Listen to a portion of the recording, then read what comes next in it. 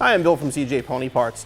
A lot of you have been asking for an update on our Project Krimpstang. Now, if you remember, our goal with this car was to build it into an NMRA factory stock race car and make the NMRA finals in Bowling Green. I'm happy to say we did just that.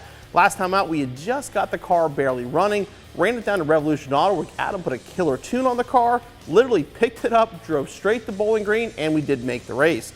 How we did? Exactly how we expected to do. We weren't very competitive, which we knew going in. But the car went down the track, which was our goal. You know, we had some suspension issues, we had a lot of learning curves, but the car still won 11.4 at 125, which shows the car's making power. Once we figure out the suspension, can definitely be a lot more competitive. And once we got to Bowling Green, we were able to make two mid-11 second passes. Like I said, we had some suspension issues we were really trying to figure out, but just cannot get the car to work properly.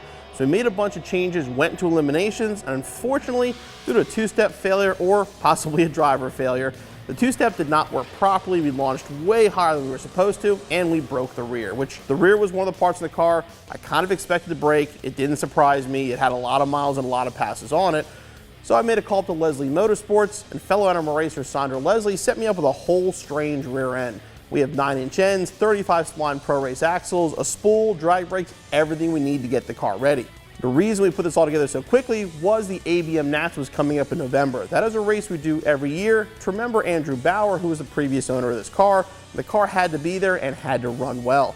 Now, at the time, I was busy building our SEMA car, so I sent the car down to my good friend Jimmy Chahalis in New Jersey, who put the rear together and worked his magic on the suspension and managed to get the car done literally the night before we were leaving for ABM Nats.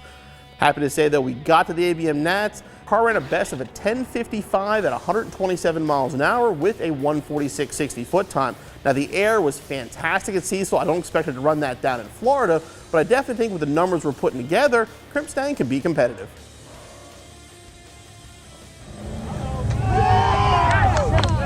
Like I said, I'm very excited to see what 2017 holds for our Project Krimpstang. The next time you see this car, it'll probably be at the NMRA Opener in Bradenton in March.